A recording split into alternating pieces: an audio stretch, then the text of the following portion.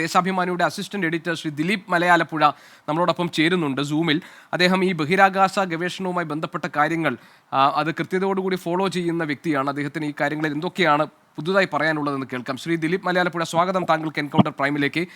സുനിത വില്യംസിന്റെ മടങ്ങി വരവ് ഒരല്പം ഹൈപ്പ് കൊടുത്തിട്ടുണ്ടെന്ന് നമ്പിനാരായണൻ സാർ നേരത്തെ സംസാരിച്ചപ്പോൾ പറഞ്ഞു.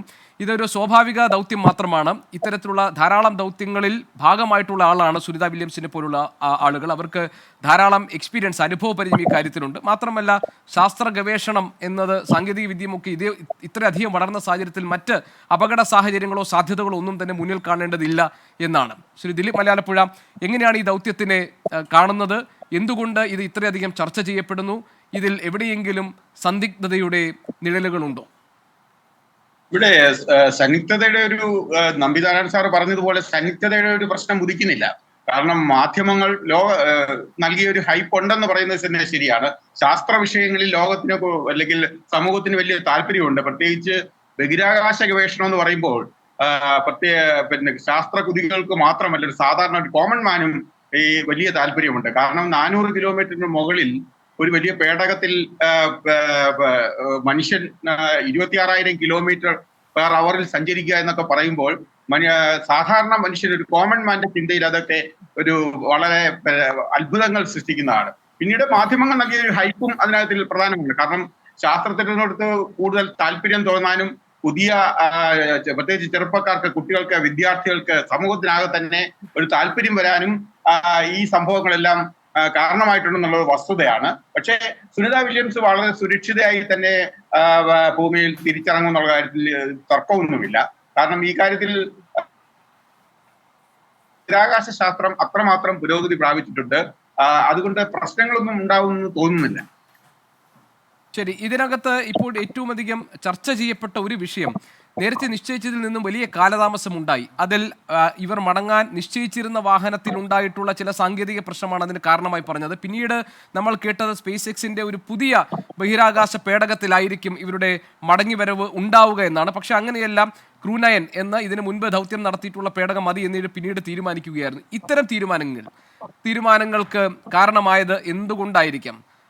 ഇപ്പോൾ ഈ ഒരു പുതിയ ക്രൂ ഡ്രാഗൺ വിക്ഷേപിക്കാൻ വേണ്ടി പദ്ധതിയിടുന്നു. അതിനാൽ ബാറ്ററികളുടെ തകരാറ് മൂലം ആ പേടകം നിർമ്മിക്കുന്നതിൽ ചില ബുദ്ധിമുട്ടുകൾ നേരിടുന്നു. അതിനുശേഷം പിന്നീട് ക്രൂ 9 ഡ്രാഗൺ ഉപയോഗിക്കാൻ തീരുമാനിക്കുന്നു. ഇതെല്ലാം ഏതെങ്കിലും തരത്തിൽ, ഇതൊരു സ്വകാര്യ വാഹനത്തിൽ അവർ ആദ്യമായിട്ടുള്ള യാത്രയാണല്ലോ സുനിതയ്ക്കും കൂട്ടർക്കും ഉണ്ടാകാൻ പോകുന്നത്. ഇത്തരം തീരുമാനങ്ങൾ എവിടെയെങ്കിലും ഉണ്ടായിട്ടുള്ള പിഴവുകൾ മൂലമാണോ അതോ ഇതെല്ലാം ഈ ബഹിരാകാശ യാത്രയുടെ ഭാഗമാണോ ഇത്തരം അനിശ്ചിതത്വങ്ങൾ? ബഹിരാകാശ ഗവേഷണ രംഗത്ത് ഈ വരുന്ന ദശകങ്ങൾ എന്ന് പറയുന്നത് അമ്പരപ്പിക്കുന്ന ഒരു പുരോഗതി അല്ലെങ്കിൽ അമ്പരപ്പിക്കുന്ന മാറ്റങ്ങളായിരിക്കും ഉണ്ടാകാൻ പോകുന്നത്. ഗോളാന്തര യാത്രകളിലേക്ക് മനുഷ്യൻ പോകാൻ പോവുകയാണ്. ഭൂമിയിൽ നിന്ന് മറ്റു ഗ്രഹങ്ങളിലേക്ക് ചേക്കേറാനുള്ള ഗവേഷണങ്ങൾ നടക്കുകയാണ്. അതുകൊണ്ട് തന്നെ മത്സരങ്ങൾ വർദ്ധിക്കാൻ പോവുകയാണ്. ഈ ഗവേഷണ രംഗത്ത് മത്സരങ്ങൾ വർദ്ധിക്കും. ആ മത്സര രംഗത്തേക്ക് സ്വകാര്യ മേഖല അല്ലെങ്കിൽ വൻ കോർപ്പറേറ്റുകൾ വന്നു ചേരാൻ പോവുകയാണ്. ഇവിടെയും അങ്ങനെ ഒരു കോർപ്പറേറ്റുകളുടെ മത്സരം വന്നു എന്നുള്ളത് സംശയം വേണ്ട. എലോൺ മസ്കിനെ പോലെയുള്ളവർ ബഹിരാകാശ ഗവേഷണത്തിന്റെ കോർപ്പറേറ്റുകൾ, വൻവൻ കോർപ്പറേറ്റുകൾ ബഹിരാകാശ ഗവേഷണത്തിന്റെ മൊത്തക്കുത്തക ഏറ്റെടുക്കാൻ പോകുന്ന ഒരു സ്ഥിതിയിലേക്ക് കാര്യങ്ങൾ എത്തുന്നു എന്നുള്ള ഒരു ആരോപണം അല്ലെങ്കിൽ ആക്ഷേപം ഉയർന്നു കഴിഞ്ഞിട്ടുണ്ട്. ഇവിടെയും യഥാർത്ഥത്തിൽ സ്റ്റാർലൈൻ പേടകത്തിന്റെ ക്ഷമതാ പരിശോധനയുടെ ഭാഗമായിട്ടാണ് ഇരുവരും, അതായത് സുനിത വില്യംസും ഗൂച്ച് വിൽബോറും നിലയത്തിലേക്ക്, അന്താരാഷ്ട്ര ബഹിരാകാശ നിലയത്തിലേക്ക് യാത്ര തിരിച്ചത്. അന്താരാഷ്ട്ര ബഹിരാകാശ യാത്രക്കിടയിൽ തന്നെ ആ പേടകത്തിന് സാങ്കേതിക തകരാറുണ്ടായി. ആ തകരാറ് ഉണ്ടായെങ്കിൽ പോലും ഇരുവരും സുരക്ഷിതരായി നിലയത്തിലെത്തുകയും ചെയ്തു. പിന്നീട് ഈ നിലയത്തിൽ നിന്നും തിരിച്ചു പോകാനുള്ള വാഹനം അവർ വന്നിരുന്ന വാഹനം തന്നെയായിരുന്നു. പക്ഷെ എന്നാൽ ആ വാഹനത്തിൽ പോകുന്നത് സുരക്ഷിതമല്ല എന്ന് കണ്ടുകൊണ്ടാണ് ആ വാഹനം പിന്നീട് ഒറ്റയ്ക്ക്, അല്ല വാഹനം ആളില്ലാതെ തന്നെ ഭൂമിയിലേക്ക് തിരിച്ചുവിടുകയും ചെയ്തു.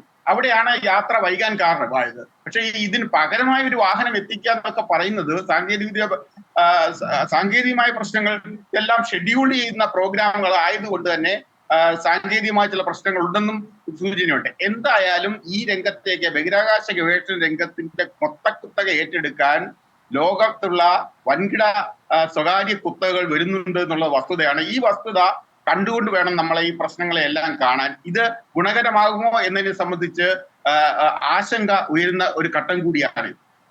സുനിത വില്യംസ് അടക്കമുള്ള 4 സംഘമാണ് പ്രേക്ഷകർക്ക് അറിയുന്നത് പോലെ തന്നെ നാളെ 3:30 ഭൂമിയിലേക്ക് എത്താൻ പോകുന്നത്. Sunita Williams, Butch Wilmore, Nick Hague, അതോടൊപ്പം തന്നെ റഷ്യൻ ആസ്ട്രോനോട്ട് അലക്സാണ്ടർ ഗുർബനോവ് എന്നിവരാണ് ഈ സംഘത്തിൽ ഉൾപ്പെട്ടിട്ടുള്ളത്.